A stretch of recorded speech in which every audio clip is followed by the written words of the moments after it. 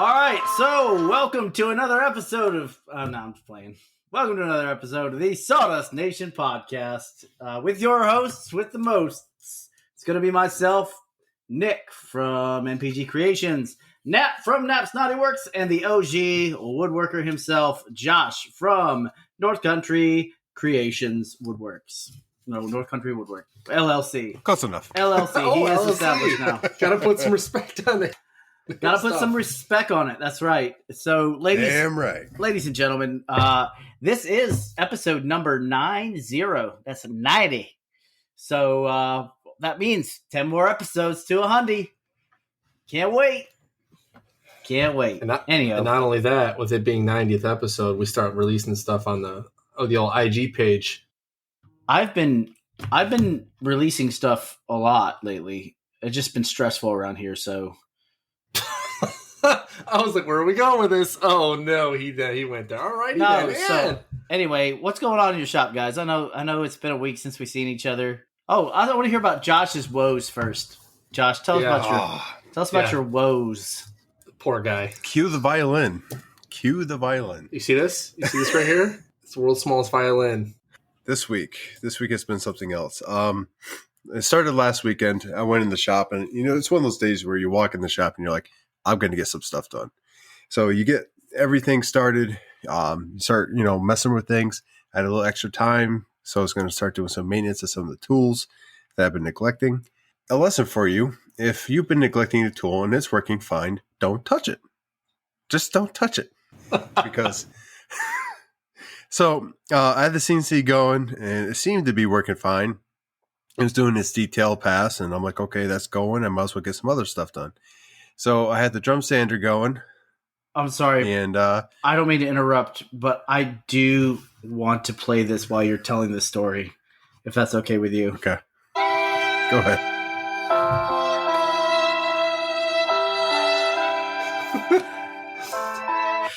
Go ahead. In a wood shop, far, far away. I went to the drum sander, and I'm like, okay, I'm just gonna sand some of the stuff down. And the belt was pulling to the left, and I'm like, it's about time I sat down and just fix this real quick. It's just a screw. I can adjust it and go on with my day. Well, I did that, and the bolt just flipped out of the carriage, and I'm like, okay, that doesn't look good. Maybe it was the spring or something. No, it was a bracket that broke, and the bolt literally bent like at a 45-degree angle. I have no idea if it was like that or how long it was like that, but now I'm looking for a part that on a machine that no longer gets made. So I'm looking at jet parts and everything else to try to replace that. Even if I get someone to weld that back together, something. But yeah, so it's one of my most used tools is down. Okay, moving on. I have other means to do this. So I took the planer out. I was going to take a little fine layer off. That way I can sand less. And, something told me I should check the planer. Just run a scrap piece through and see how she does. It's been a while. I did, and it looked like, I don't know, it was all shredded up. And I'm like, okay, well, let's check the blades. Oh, the blades. I must have ran through screws last time I used this thing, because the blades were that dented and bent and nasty. You have the DeWalt 735, right? I got the older one, so the 734, I think. Oh, well, or something close. It's still the one with the blower on the back? No, yeah, it's the one. It's a lunchbox one. Let me look. Yes, it's like the square. Yeah, it's an older version of the one that most people have. Anywho, the blades need to be replaced, so I ordered them on Amazon. They should have been here today, but USPS decided that it was undeliverable, even though the door was wide open, the mailbox was empty, and it was like 6:00 when they said they couldn't deliver it at 10:30. So kind of funny how that works, time travel. So moving forward, I'm like, okay, well, I could always use the CNC when it's done doing the 9-hour job that it was trying to perform, right? Well, I look over at that, and it's air carving. Just playing air guitar over there, air carving away. And I'm like, well, gee whiz, Batman, what did I mess up this time? So I go through and I troubleshoot. I talk to Nick. I talk to Nap. I put it on IG saying, hey, have you seen this before? What are your thoughts? Help! Pretty much. I checked connections. I tightened things. I made sure the wires were good. I took wires out, put wires in. The only thing I couldn't do was swap the motors and change out the wires. And so I reached out to Inventables, and they're supposed to be helping me tomorrow after I check literally everything, including the G code. They want me to send pictures and videos, and they want me to reaccomplish the carve and send the data from that. For the pictures and videos, I said I charge extra, but they didn't mind. But long story short, hopefully I'll get an answer tomorrow, being Wednesday here. So get that up and running. Now, granted, I can do V carves. The problem is actually the amount of the Z steps that occurs during a carve. So if I do a roughing pass, which, for the most part doesn't step a lot, it's fine. If I do a detailed pass where it doesn't have to step a lot, it's fine. If I do a very detailed V carve or carve in general like that, where it has to Z step quite often, it slowly climbs it to the point it does eventually air carve. So if I could portion out the carve in such a way where it'll actually accomplish what it needs to accomplish, but it takes a lot of time and a lot of restarting and like triples the amount of effort and time it takes on my side to accomplish one carve, which is very unfortunate because, well, we get a CNC to help speed up production, not halt it. So with the 30 by 30 sign, it is complete. I need to go back and clean it up with some chisel, sandpaper, etc. because of that issue. So it's going to take me a little bit longer to complete, but it's definitely on its way. There's no chance of me putting it back on the CNC and letting it clean it up because of the positioning. It was very precise. I had to air carve a little bit beforehand, make sure it would fit and not overstep.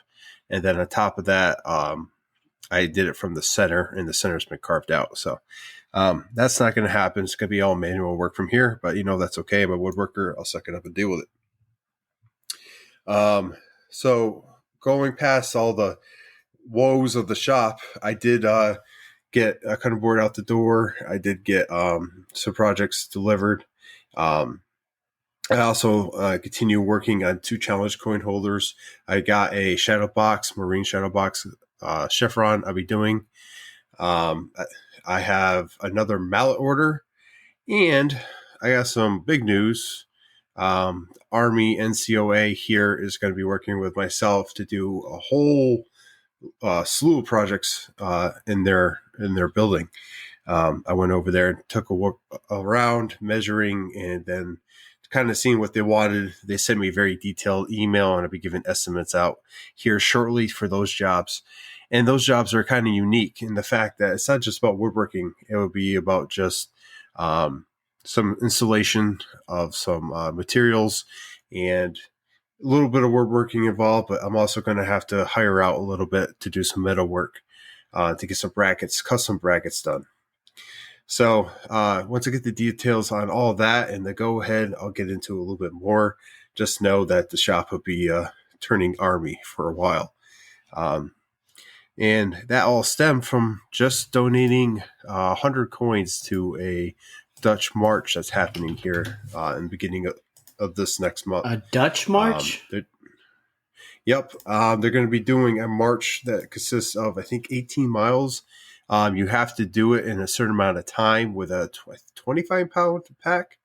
They'll be doing cans and perishables, non-perishables, so they could donate it at the end for the packs. And then depending on your age group, you have to do it in a certain amount of time. So like if you're 30, you have to do it in 4 hours and so on and so forth. If you finish in time, you get to wear a pin on your uniform, authorized. And if you do it more than a certain amount of times, you get first time you get like a bronze. Second time is like silver, or third time there's like a certain number range, and then 6+ times you get a gold pin.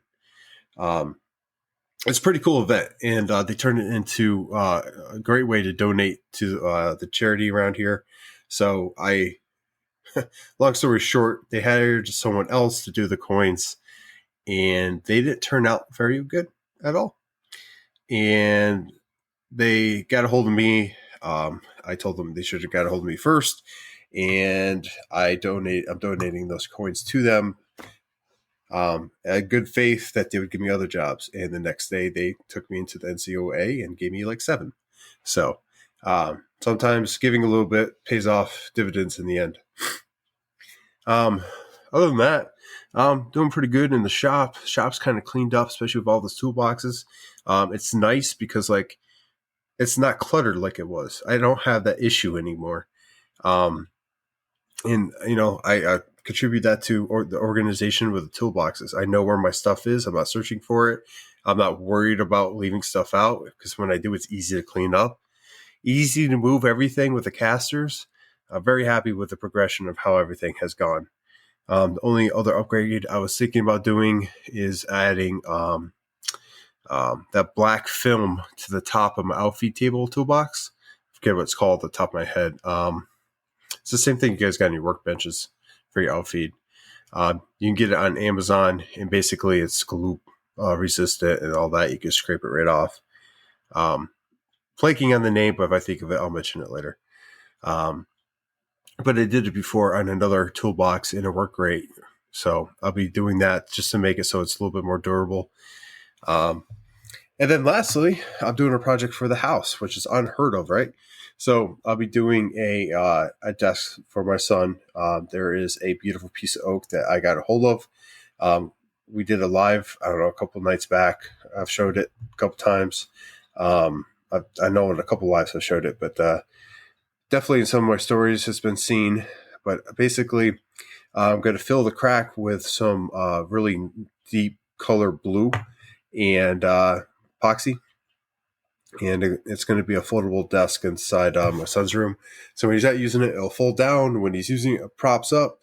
And hopefully he's going to enjoy that little workspace.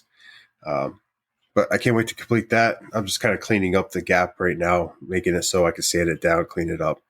And then I'll be pouring the epoxy hopefully sometime this week if I get it in the shop and able to do that. But that's it for me. A lot going on. A lot to be fixed, but taking one thing at a time. Like I said, the blades for the planers coming in should be this week. And then the part, I'm still on the lookout.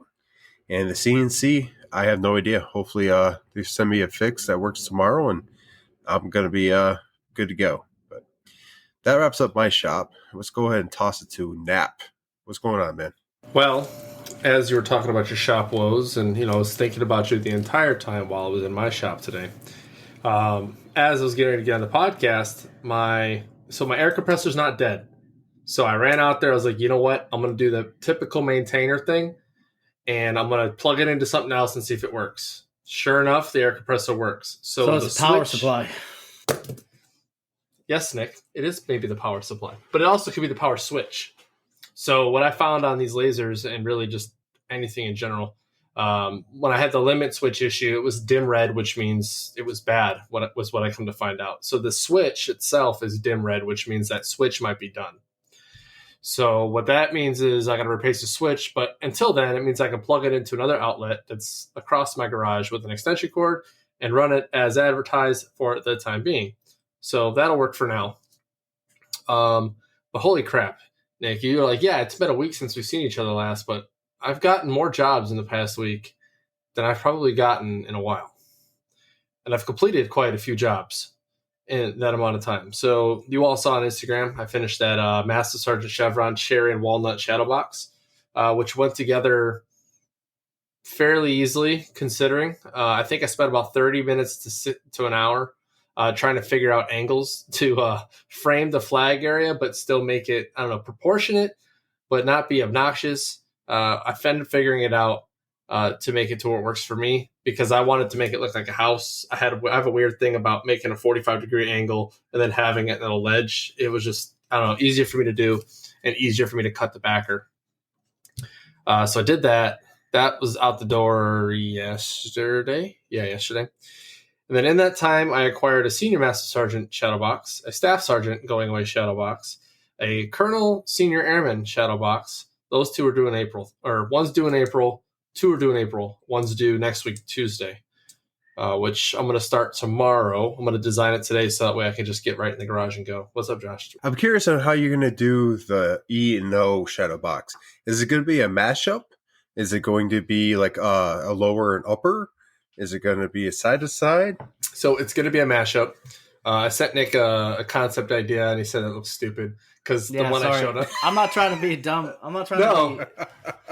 No, but listen, I wanted the feed. That's why I asked him, because I wanted the feedback from him. Now, mind you, I found a better one because the one I showed him, it was kind of rinky-dink compared to the one that I'm going to make. Essentially, it's the larger oak leaf, Nick. So it was the second one I sent you. It was a much larger oak leaf cutout on the bottom with the whole senior airman stripe deal. I'm probably going to alter it a little bit, though.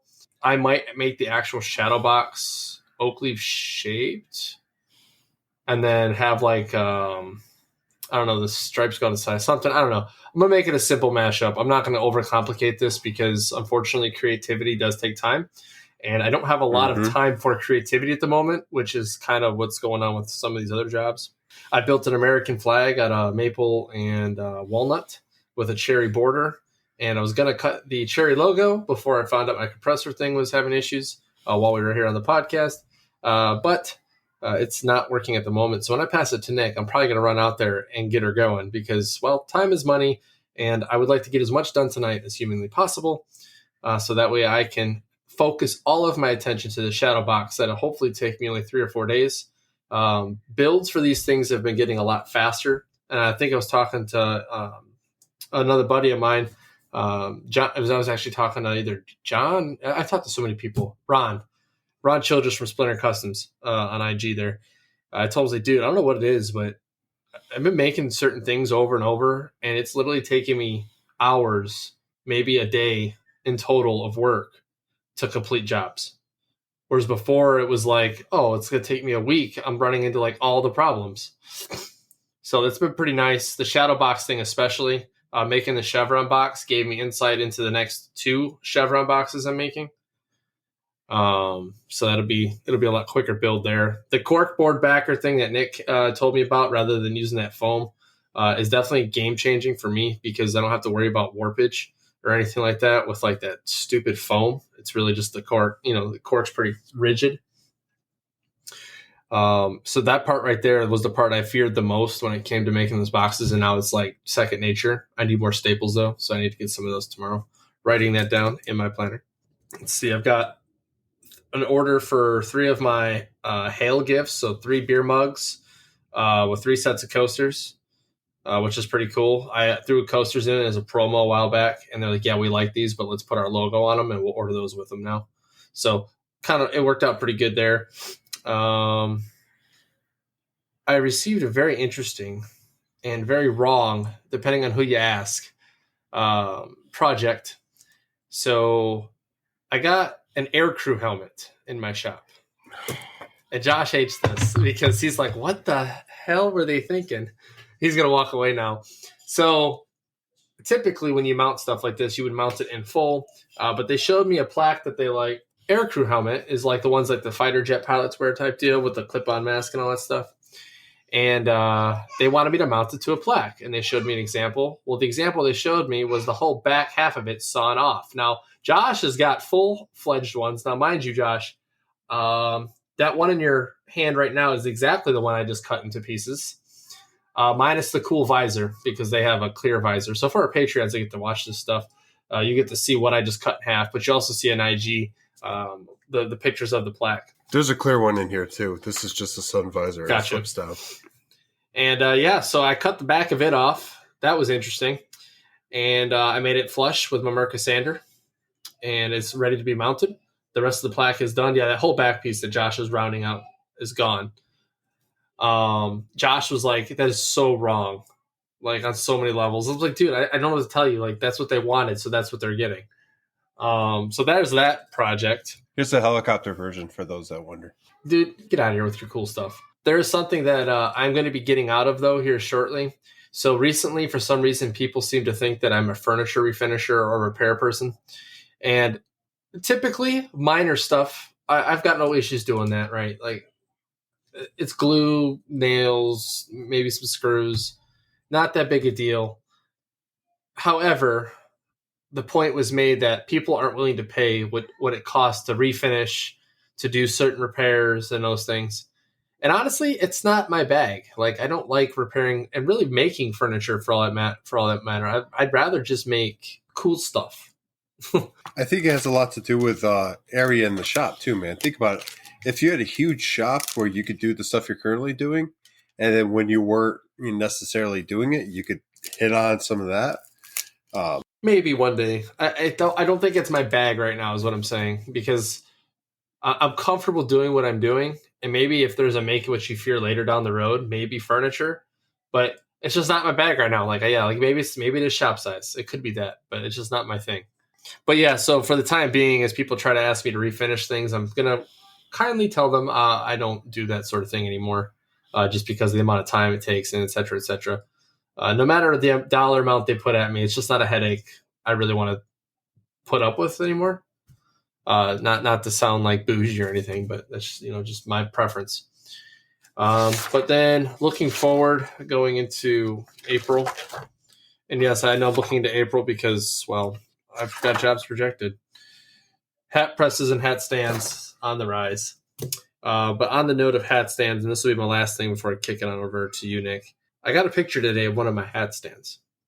And this person that it belongs to I don't think is aware of this yet, but I contacted the person that presented it to him. It's broken. Now, the stand was solid, and I gave it to the person that was presenting it. They even said this thing is solid. And the front of it looks like the lacquer was scraped up, or like they set something on it. Now, mind you, this is not load bearing, okay? It's for a hat. So, it wasn't built to be indestructible to pounds of weight. We're talking ounces of weight. And it looks like they either set something on it or dropped something on it, because where the actual top of the stand sits, it's glued into a recessed pocket that I made purposely to make it a little more sturdy. And it looks like it snapped this way, like it came forward on the angle, which means that tells me either A, they dropped it, or B, something was set on it and it popped loose. I don't know if this person noticed it or not, because they didn't reach out to anybody to ask for repairs. But unfortunately, me being the person that I am and how much it bothers me, I told the person that presented is that, hey, ask this person if they know it's broken, because people at work identified it. And I can't let that fly, because if it's something I didn't do, I need to figure that out. But highly unlikely with the way I assemble those. But I'd rather fix it and not give anybody a shadow of a doubt on my craftsmanship. Because I make those things to last, and the only thing you could have done to break that was put too much weight on the top of it, to be honest with you. Yeah, I don't know. So we'll see what comes of that by the next episode. The next episode I will be in, I'll be getting ready to go to Disney World, and then the following episode I'll be in Disney. So, that'll be interesting. But other than that, weird flex, but okay. It's weird flex. I'm not paying for it, though. Like, my dad was like, we're taking your kid. Oh, and if you guys want to go with, I guess you can too. It's more for my son, Zane, and they want to have fun with him. We were an afterthought, which is fine. It's all good. It's all about him anyways. But Nick, bro, what's going on in your shop, man? I rambled on there. I went to Dakota Hardwoods today. It was a good day. I picked up 40 board foot of walnut, as well as... Jesus. Yeah. It gets expensive when you pay $8 a board foot. Josh is like, shut up. They've been going up. It's been going up. It was $6 for a while. And then I picked up probably like 12 board foot of mahogany. So I gotta say though, mahogany actually smells pretty good after you cut it. So yes, it does. And it's not sapele. A lot of people are like, well, it's the same thing. It's not the same thing. This is African mahogany. So anyway, it's just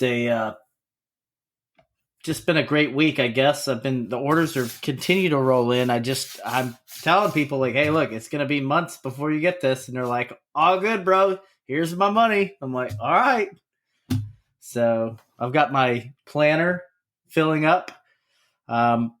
Doing what I can to keep everything managed like the workload. Obviously, I'm only working like 4 hours a night in the shop, so I got to keep the workload manageable for that. Or else I could just open the floodgates and take everybody's order. You know what I mean? Some of the larger projects. Oh, absolutely. Some of the larger projects I've had to like turn away and tell like, hey, go see Nap or go see Josh or go wherever, right? Or if you don't mind waiting, I got a guy hitting me up right now asking for some of my files. I mean, I don't know. It is what it is, man. The file thing gets kind of iffy. Yeah. You know what I'm saying? Yeah. So, I'm gonna send him the file, but I'm gonna send him the original file that I had, but I've done work on my file since. So, because the original file is for the particular logo is trash, but if you do work on it, it turns out to be nice. You know what I mean? Because you actually have to go in and edit it the way you want it. I don't say it's trash, but it's not optimal for CNC. Let's put it that way. Question: What file are you talking about? Talk about the Phoenix Raven cookie. Okay, yeah. So it's just one of them things. This guy apparently has a CNC machine, and he's making something for a guy who's promoting or something. I don't know, but I don't feel like that's not my logo. It's not my logo, so yeah. Like I didn't build it, so I'll just send him what I have for the original. But then obviously Nap and I have done some work onto this logo to get it to where it is for the rest of what we do. So that logo is under lock and key. But if this guy wants it, he's going to have to work to get it to where he wants it. I mean, giving a foundation for him to build off is not. It's not a bad. Yeah, I'm not trying to tell him like, go F yourself. Like I still want to help him, but I don't want to like. The community, the Raven community is not very big. Let's put it that way. There's only like 3,000 to 5,000 of them. So, but yeah. Anywho, I've got other stuff going on. I've been working on wrenches for Seymour Johnson. I got actually last time when I mentioned this wrench project, they're almost done. I'll be having them out in a couple days, but I got ridiculed for not making a joke about Seymour Johnson. So here it is. If you're in the mood for some good wood, go to Seymour Johnson. Anyway, that's it. That's all I got. Boom. We're going to go Seymour Johnson at Seymour Johnson. All right. So I had a telemarketer call me today, by the way. And they asked me, they're like, what's your name? I was like, my first name is Barry. Oh, man. Barry's back. Oh, my gosh. I had to spell out McKinner like 4 times for this person because they just couldn't get it right. And so the rest of the phone call, they called me Mr. Barry, but they transferred me to somebody else, and they're like, I have a Mr. Barry McKinner on the line. Excuse my language. That's hilarious. I mentioned last time I did my taxes. That's out of the way. Thank gosh. Working on some other projects. I've got my lumber overflowing. My racks are overflowing in the storage and in my shop. So like I walked into the storage today to throw some lumber in there. I was like, man, I forgot about that. You know what I mean? Like you probably should keep a small like inventory in your planner as to what you have. Yeah. Well, so I typically keep the stuff that's one off, like that large slab of walnut and the Jatoba. I keep some Paduke in there and some other stuff, but like not stuff I use regularly. But I threw all my walnut in there today just because I'm not going to use it just yet. I'm waiting on the package Josh mailed me to arrive of all the wood planks. Oh. And yeah, you should tell him, Josh. Yeah. With that, that bad day I had, right? So there's more to it, and I forgot to mention this. Let me just throw this out there. So after all that happened, I just mailed out a package to Nick here with all his walnut in it, I thought. And I turned around, and there was a little piece of walnut. Little? That thing was big. It was one of the panels. I forget, somehow did not make it into the original package I'll be sending out. So Nick will be getting 3 packages from me. Went at my own cost because I was stupid. But yeah, that was also that day. You know what would have been really, really petty? Is if you would have shipped it like in pieces, so like 10 pieces, like one of 10 packages, and it like arrives at his door one after the other.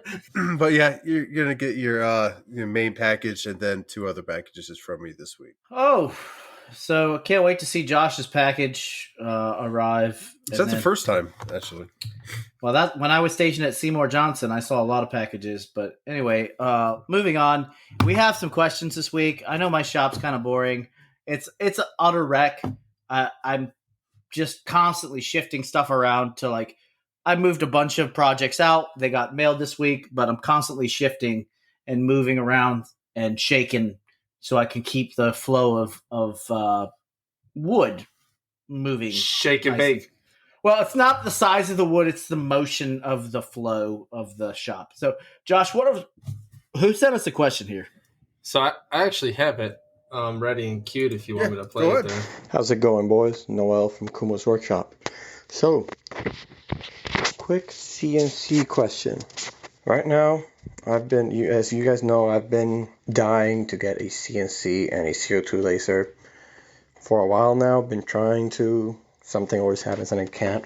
Now it's looking like it is a thing that might happen in the near future. Really wanted a CO2 laser, but given that I already have so-so diode laser, yes, obviously it's not the same as a CO2, but at least for what I'm doing right now, it gives me way more capabilities than I had before I got it, and I don't have a CNC. So I'm going probably for a CNC first, and then a CO2 laser. Anywho, back to the question. I've been looking at the Millwright and the Winfinity for the longest time. Then Winfinity dropped the Journeyman, which is the 48 by 32. And then Millwright followed suit, and they dropped the Mega V XXL, I believe it was, which is like a 49 by 49 carving area. If y'all were the ones doing this, which route would you go? Yes, obviously the footprint on the Millwright is bigger, but like y'all say, just make room and whatever. Which would you pick and why? Peace. This is a good question. So I don't have a Millwright, but I'm getting the Winfinity. And there's a reason why I'm getting the Winfinity. The reason why I'm getting the Winfinity is because I can customize my workbench the way I want it. It's easier to move.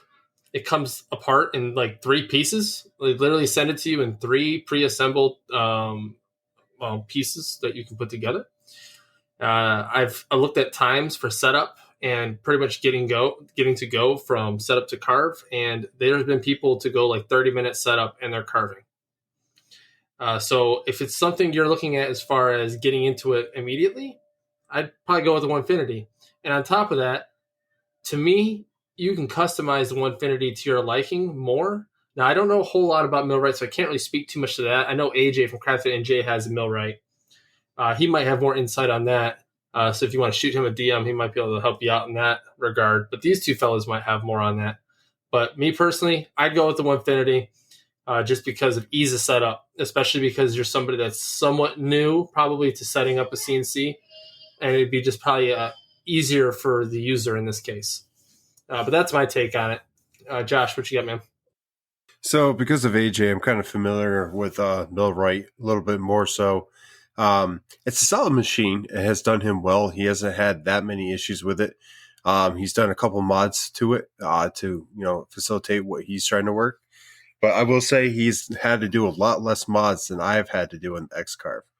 But I honestly think between the Millwright and the Winfinity, you can't go wrong. Which one you decide on. But that brings up a great point. You are a first-time CNC owner. You are military, and you will be moving. Plus, you have kids and like all this nonsense.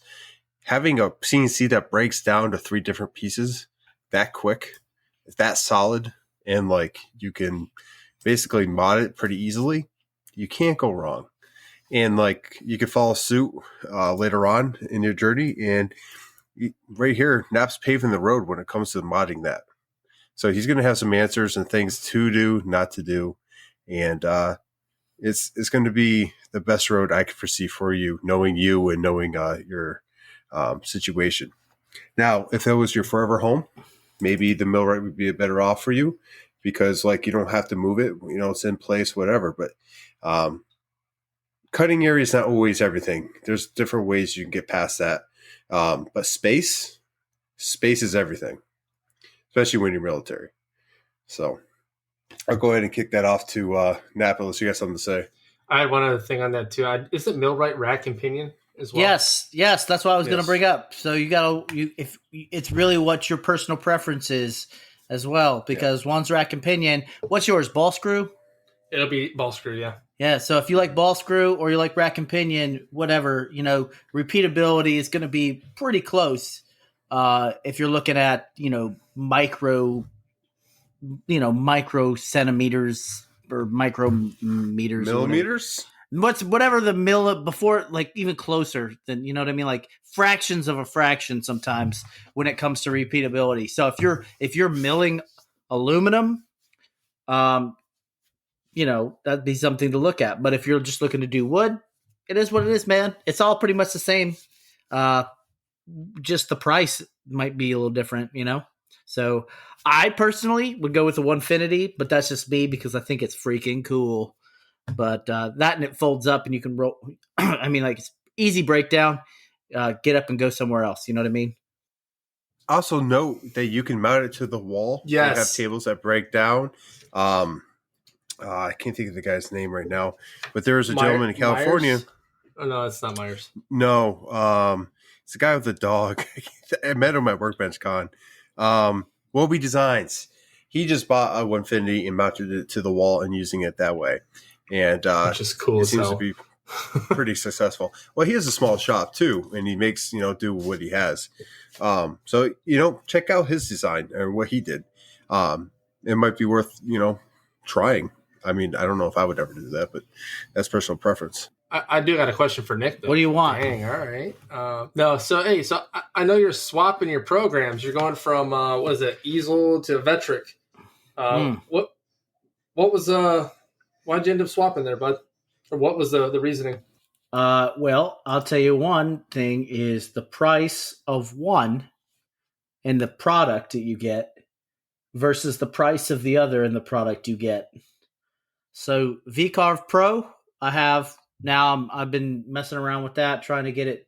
I mean, I downloaded it. I bought it. I downloaded it, and I don't ever have to pay another subscription fee unless I want to do the upgrades that they push. Right. So on that, so if you buy it in the 11 series, you'll get every 11 series upgrade until next year. So yeah.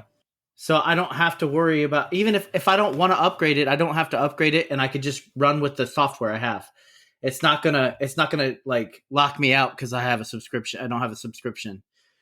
But if I'm paying $230 for a subscription based CAD CAM software that's going to lock me out in a year, and then so you're thinking like I could 3 years Vectric VCarve Pro pay obviously equivalent of what they're going to charge for Easel Pro. And I've had my fits of rage with Easel a handful of times. Well, for one, the internet connectivity thing is an issue. For two, it does, some of the G code it pushes out doesn't make sense. Like it's inefficient. Doesn't make sense would be an understatement. If you look at some of the paths this thing does, because it shows you like before you push, it simulates. And it's insane. Like it will go to the top right, then to the top or bottom left, and then to the right. And it's like, it doesn't make any sense. I guarantee the hour carve or something could be reduced to 20 minutes if it just figured itself out. That one thing, like I was cool with sticking with them when it was $100 or $110. That's cool, right? But when you push it up to like, what was the last time I paid $120 or something? But when you bump it up almost another $100, It's almost $100 more. I'm not knocking, like, Inventables is working on it to get it to where it needs to be, but at the same time, I'm not going to pay for them to do their research and development. You know what I mean? I want a product that works for me right now. And VCarve Pro I'm learning it, and I've seen the result of what a lot of people can do with it, and I know that it's tested and proven itself already. So that's what I'm going with that. I'm not going to knock Inventables and say it's a bad product. It's a good product if you're learning. It's a great product if you're learning. But you don't even need to pay for Easel if you're learning. You need to pay for Easel Pro, but you can download Easel and mess around and do carves and not have to worry about you won't be able to carve with V bits, but you'll be able to carve with just straight bits and stuff like that if you're cutting out shapes. That's where I'm at, man. So yeah, as a user of Vetric VCarve Pro for the past 2 years now, because I was using Carbide Create for the longest time, and let me tell you, I'm not Carbide Create or their Pro either, but there's very limited tools, and if you're not very in the weeds of knowing that program and how to like trick it to do things, it's kind of complicated, especially even for the beginner user that's trying to do more complicated things, but other than shapes, kind of like you were saying, Nick. But when I jumped into Vetric VCarve Pro, the tip I got on it, because I was going to get a Spire right out the gate.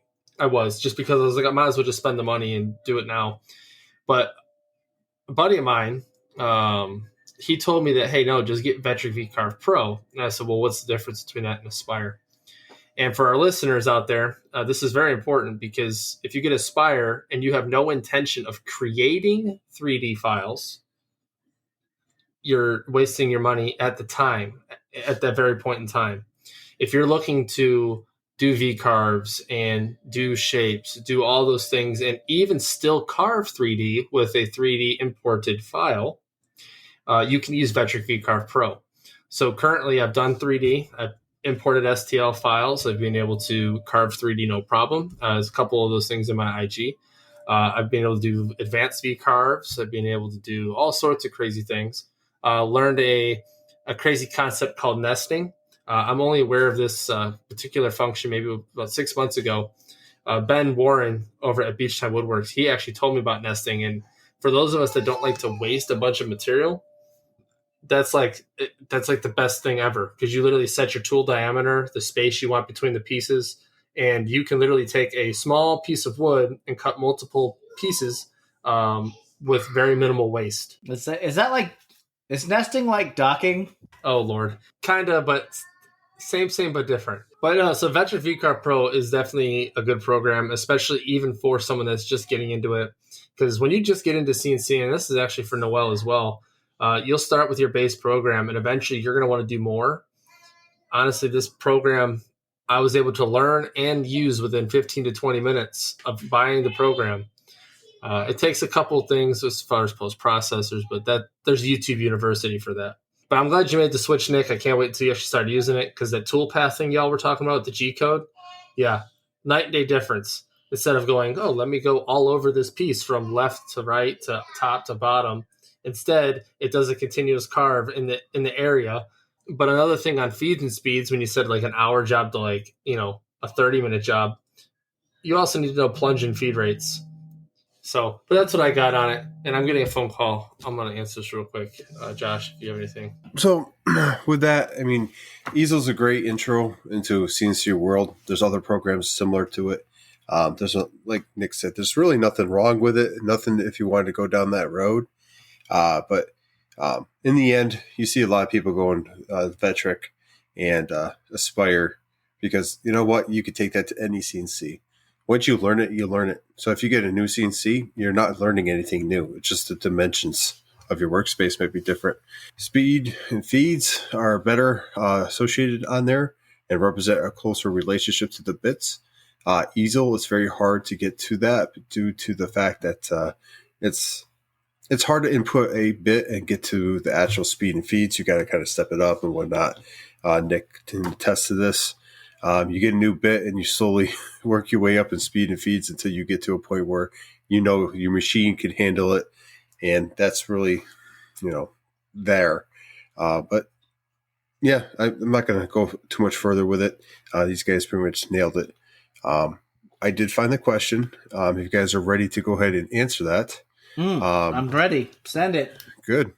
Gears and Fire sent me a question.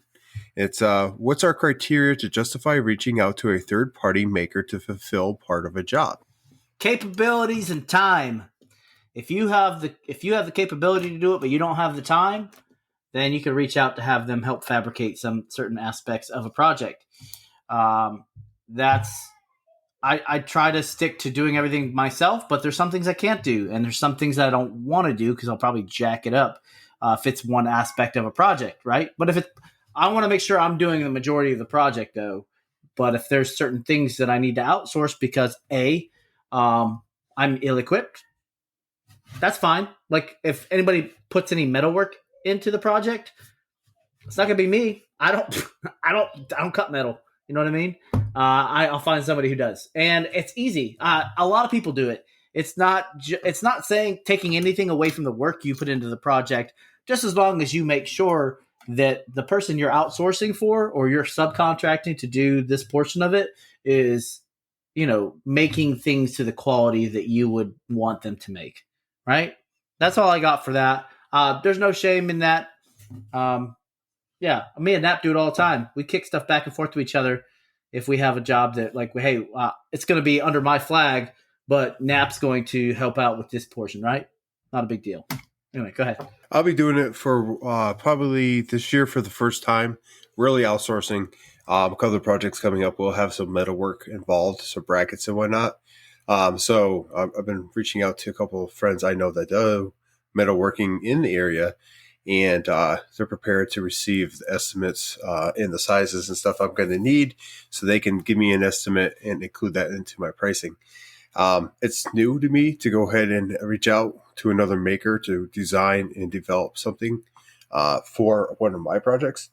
But you know what? It's a growing thing. So with every business, you're going to start running into new things. And you got to overcome those and learn. And soon, hopefully, maybe it's going to be part of the process. I don't have enough room in my shop to start doing metal work. If I had a bigger shop, maybe I could, justify learning that, getting the materials and the tools. Not only that, to speak to that point, like it's dangerous to do metal work. Like you're shooting sparks everywhere. Like you got to do that somewhere where there's not a boatload of sawdust. You know what I mean? Yeah, I mean, like you can't just do it in your workshop. But luckily, I've made some good friends with some makers around my area. 3 I could think of right off the top of my head. They'll be receiving some messages from me for me reaching out for, like I said, those estimates. Hopefully, I'm not going to be asking too much of them. It'll be easy. They can knock it out, and I can go on with the project. But yeah, it's going to be an interesting year for my shop. I'm going to have a lot of different and new stuff come out, things I'm not typically doing. Going to start messing with materials that I don't typically mess with. But it's definitely going to be a year of growth for North Country Woodworking. So I'm grateful to have this community and these 2 gentlemen to help talk through and walk through some of the process and different stuff like that. Nap is a little busy right now, so we're going to go ahead and continue talking about maybe some of our shops or some projects coming up until he gets back in line to answer that portion of the question. Nick, do you got anything to add about your shop or the question in general? Yeah, I want to say I spoke with OMTech the past couple of weeks. I've been in contact with them for a couple of different things. I want to give them a thank you, a shout out for the T-shirts for each of us, since we are affiliates of OMTech. But if you're looking to, inquire about a laser machine, go ahead and get a hold of us, for one. For two, they're doing this. They're doing some sort of like maker interviews for their promotions. So I got to participate in that. That was kind of cool. I don't know what's going to come of it, but lastly, we're going to have them on later on this month at the end of March. So if you guys want to know more about the laser systems that they can provide, I don't know what's going on, but Naps. Okay. So if you guys want to learn more about their laser systems, the differences between their fiber lasers, their CO2 lasers, and the different price points and all that stuff, just tune into our later episode. I think it's on the 28th is when they're on. Let me look. I got it written down. Yeah, it's going to be on the 29th or 28th. 29th, I think. 29th is when they're going to be on. And we'll have Robert Mins on and their CEO as well, which I can't recall his name, which I probably should know. But anyway. But Robert is my handler. He's the one who I talk to on a daily basis when I need to connect with them. So Nap's back. Yeah, sorry. So I just got a phone call. I had to convince the person to not recreate the wheel. And if I don't have to recreate the wheel, I can take this job on. But if I'm recreating the wheel, I told them, I was like, it's not going to happen. So I got to send them some pictures of some stuff I've done. They want like their squadron photo with a pennant hanging from it or something like that, which is not going to be too terrible. So yeah. Oh, okay. So you worked it out, huh? Yeah. So hopefully that works out. And I can, get that job. Oh, coming from the guy who's like, I'm not taking any more jobs. I said full. I said after this one, dork. After this one. And that's the next one and the next one. But while you were gone, we actually answered a question from Gears of Fire about your criteria for justifying reaching out to a third-party maker to fulfill a job. And we're kind of discussing that while you were gone. Do you have anything to add? So obviously I didn't catch anything, so sorry if I repeat it. But the only time I'm reaching out, typically, is if I'm over inundated with jobs. Okay, if I have too many jobs and I can't do it, I will either send the person to their way, or I'll proctor the job. They'll do it, and then we'll divvy up however we gotta divvy up. If it's something I don't do, like metal work, I'm gonna source that out. Weird. It's almost like we all mentioned that. I don't know, man. It's like Nap was listening, but he wasn't. Yeah, right. Same. But really, that's really it. Especially if it's something I don't know how to do, because I'm not going to give someone within reason. Right, within reason, because I can normally figure it out. But if it's like over the top, yeah, I'm not going to even try. Because if I try and I mess it up and it's a piece of, well, yeah, you get it. That's not going to be good for me or the customer. So over the top, just like that Stallone movie, right? Dude, my kid is on some other stuff today, dude. Yeah, thumbs up, bro. Go watch your cartoons. Go. He got into the catnip. He probably did. This kid's bound, like, he's got like this creepy, like, yeah, Dad. I'm like, oh no. Like, what are you doing? All right, so check it out, folks. If you are looking for that wonderful aftermarket spindle kit for your CNC machine, whether it be air-cooled or water-cooled, you can check out PWN CNC. PWNCNC.com. Give them a look-see on the World Wide Web, or check them out on Instagram. Daniel over there makes some amazing products. And for 5% off your order, you can go ahead and use promo code Sawdust Nation 981. And that's off 5% off everything on the website. And next up, I want to thank Total Boat for their continued support. They make those epoxy dreams, I guess you could say. They fulfill epoxy dreams. They've got the Halcyon as well, which I use every day. I'm using it on this large job that I have going on with these wrenches for going away plex.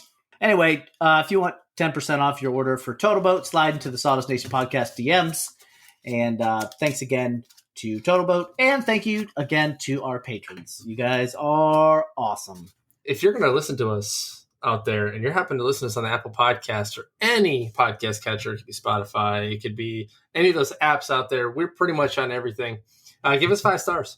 And if you don't give us 5 stars, go ahead and tell us why you're not giving us 5 stars, so we can give you the content that you deserve. But also on that, this is a podcast for you. So if you want to hear stuff or ask us questions, make sure you ask us those questions. And on that, Josh, how do you get a hold of us to do that? I'm glad you asked there, Nap. But you can get a hold of us on Instagram, all 3 of us on the Sawdust Nation podcast page. And we could just go ahead and answer any kind of questions you have. It might be Nap, Nick, or I answering, but you'll get some kind of answer. If you want to reach us individually for whatever reason, you can go ahead and reach Nick from MPG Creations. Nat from Nap's Nutty Works LLC, or myself, Josh from North Country Woodworking. And then you got the Gmail account as well, where you can send voicemails, almost like Kumo. Send us a voicemail for the podcast, your latest project, or any kind of questions you have through there. And that's at sawdustnationpodcast@gmail.com. So we're looking forward to hearing the questions you have or the topic ideas that you might come up with. And with that, let's go with final word. All right. So final words. Yeah, it's like I've done this a million times before. No, he wasn't ready. Prepared. I wasn't ready. Hey, but seriously, over and over and over again, we say this, the whole community over competition deal. We're here to help you, but also hoping that you help later on in the future, because that's what builds the community, is that we keep passing on the information that we have. Other than that, take care of each other, folks. Don't lose your mind in your shop if things break, Josh. And, reach out to people, because maybe they can help you. And if they can't, well, you might have to go to the source. Other than that, that's all I got. Take care of each other, folks. Nick. All right. Take care of yourselves and each other. And remember, folks, mermaids only wear seashells when they grow out of their bee shells. Josh. I like seafood. Hey, thank you for joining us on this 90th episode. We do appreciate you guys taking the time to listen to us rant and rave about the shops, what's going on, answer the questions. Nap always hits the Maker Community Project, but I want to hit on it real quick. If someone helps you, help 2 other people. If you could do that, think about the other people that you're going to help. And if they help 2 people and then someone else helps 2 people, it's just going to grow.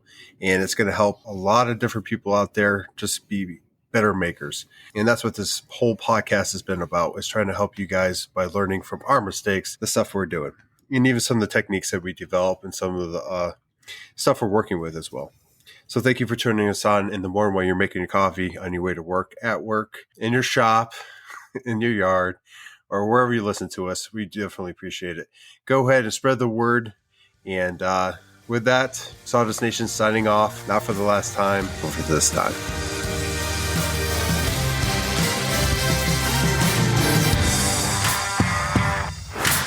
Oh my gosh. Well, hey, also, do you guys know what the difference is between an oral and a rectal thermometer? The taste. Oh, God. Oh, that's just nasty.